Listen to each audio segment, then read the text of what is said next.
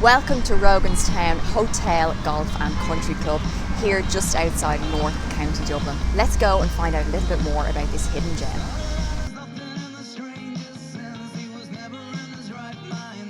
Where better to spend a Friday morning in the gorgeous countryside here just outside of Swords in one of Ireland's premier golf clubs, Roganstown Hotel, Golf and Country Club. So this morning I'm here with the Managing Director, Ian McGuinness. So Ian, obviously crazy times for everyone, but of course the hospitality sector was hit quite hard during the COVID. So how did you just kind of get on here and what challenges did you face, I suppose? It's been a crazy time. Sure, we closed completely on the 17th. Hardest part was making 80 people redundant, or not redundant actually, I just laid them off, and that was we had to move within 2 days, no notice, no nothing, just collapsed on top of you. Golf stayed going for a couple of weeks, but then by the end of March we were completely closed, so I was walking around all alone in this big place for nearly 2 months. Didn't reopen then until golf opened the 18th of May, and we started trying getting people back. So it's getting your staff back in after laying them off for weeks and weeks, and all of the stuff we had to do in terms of I've never seen so much hand sanitizer in all my life. My hands are a mess, and I think everybody else's will be. We'll become immune to the stuff fairly soon. Hand sanitizer at every entrance, one-way systems through the place. Had to install. It's terrible to see the staff in the bar wearing masks, like it's almost as if they're coming to hold the place up. People don't really understand. A lot they all want to be safe, but they do. There's an awful lot of issues inside where, people, you have to eat if you're going to have a drink, and they don't want to do that, and they don't want to abide by things, and it's natural. It's such a different world that we're living in. You're not going to. It's very hard to adapt and to change what you've used to be doing. Like, hey, this morning I went up to Paul here and I went to try and shake his hand. So, I'm not allowed to do that anymore. And how do you cope with all that stuff? And then as far as just on the bar side of things, like obviously you have to eat to have a drink and whatnot, but as far as bedroom bookings are going, like what sort of modifications did you have to make, to facilitate people actually staying in the hotel?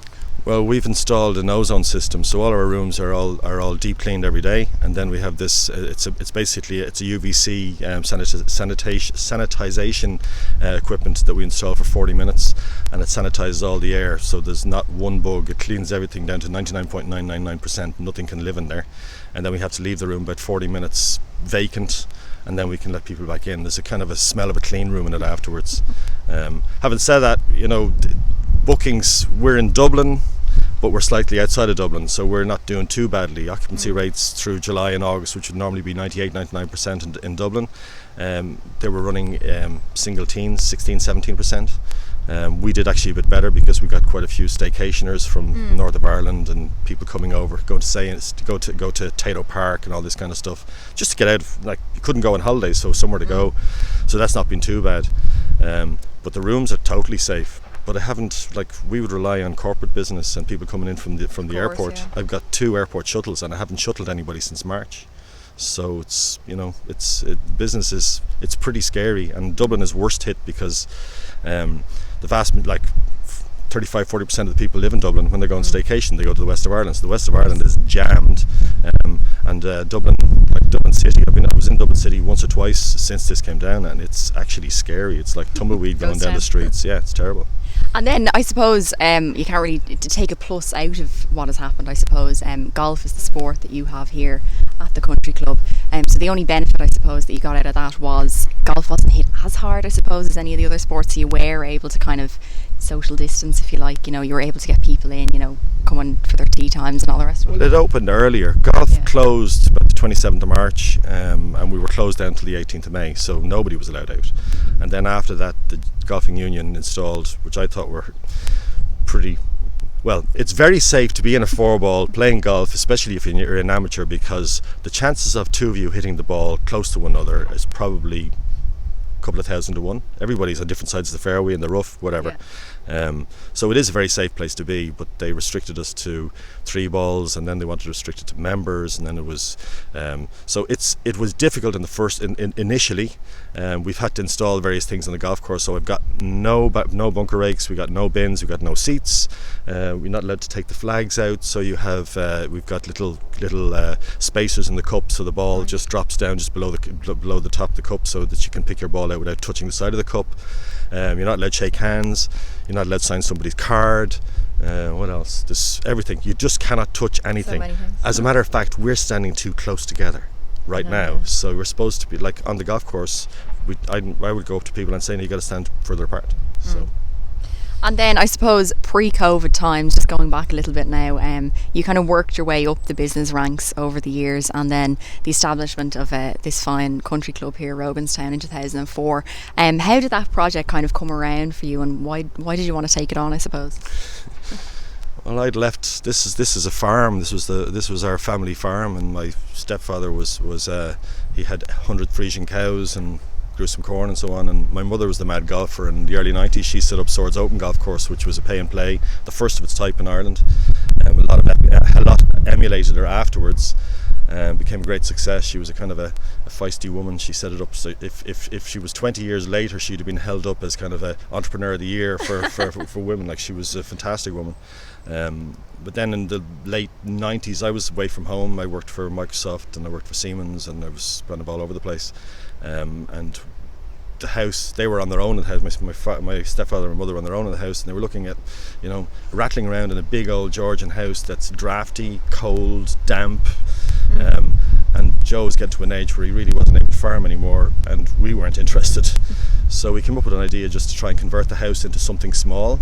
And the plans kind of exploded. We ended up with a 52-bedroom hotel. I've got swimming pool, sauna, steam room, jacuzzi, which, by the way, I can't use at the moment because of COVID. We have a spa, bar, restaurant, big function room. We do a lot of weddings. And then we got the golf course designed by Christy O'Connor Jr. So now we have two golf courses side by side. So we have the Swords Open Golf Course, which is also a championship track, and Roganstown, where we actually hosted the 110th PGA Championship over the last 3 days. Okay. So it's been it was 4 or 5 years planning. Got it open in 2004, and since then we just continued to plug at it. And I had never intended to come back to work here. I had intended to stay in my job, but hey, if you're working 70 or 80 hours a week for Microsoft and then coming back and doing 40 hours a week here, at some stage you got to say, well, I got to choose one or the other, So. And then, of course, working within the golf industry, like the two golf courses you have here, you're always trying to, I suppose, better and improve, the quality of courses and whatnot around the country. And you were on a few different committees and involved in a few associations golf for a while. Golf is a huge benefit to the Irish economy in terms of golf tourism. Golf tourists will actually spend probably 3 to 4 times more than a normal tourist. Okay. They're normally reasonably well heeled. They want to stay in nice hotels, they want to play nice golf courses, they spend plenty of money in restaurants and all that kind of stuff. And we struggled, 10, 12 years ago, we were struggling to kind of keep that up. And there's certain things that you use to actually highlight golf in Ireland abroad, like the Irish Open and other such tournaments. So I was involved with Fáilte Ireland for about 6 years on a tourism forum. We were trying to actually improve the marketing of golf abroad and to try and get more golfers in here. We've also been involved in Golf Course Owners Association. We had 50 members. The difficulty is we're all we're all single small businesses, and we all have lots to do. Most people, like this morning I was picking golf balls up in the range, I was picking papers up in the car park. I might have to sit there with a banker, I might have to go to a solicitor. There's also and we're small business owners, we're doing the same thing. You don't have a lot of time to help one another out, but there's a certain amount of bouncing around.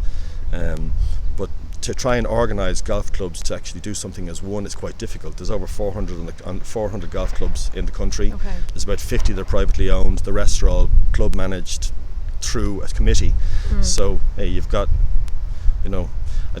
God knows who could be the captain of a golf club, and the captain of a golf club and a members club is the chief executive of a small business, and it's difficult to try and get them all to do the same thing. Yeah, of course.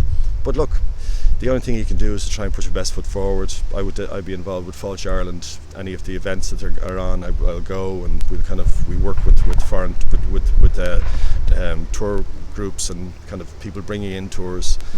Difficult at the moment because golf tourism just tanked this year. Nothing, absolutely zero. Like, I would normally, just aside from golf tours, I would have American tour groups in here 3 days a week during the summer. I have none. So, and actually next year we're not sure, because we think this COVID is going to be restricting us for another maybe 1, at least 2 years. Yeah. CBRE did a review of the hotel industry, and they reckon that we won't be back to 2019 levels until 2024, which is all a little scary. Yeah. So Can't really plan too far in no, the it's future. it's all firefighting. It's all firefighting. Well, I wish you the very best of luck with trying to get back on your feet here in Roganstown, and hopefully, fingers crossed, everything kind of goes to some sort of plan if you can plan that far ahead. And best of luck with it all. And thank you very much. Thanks very much, Holly. Thank you.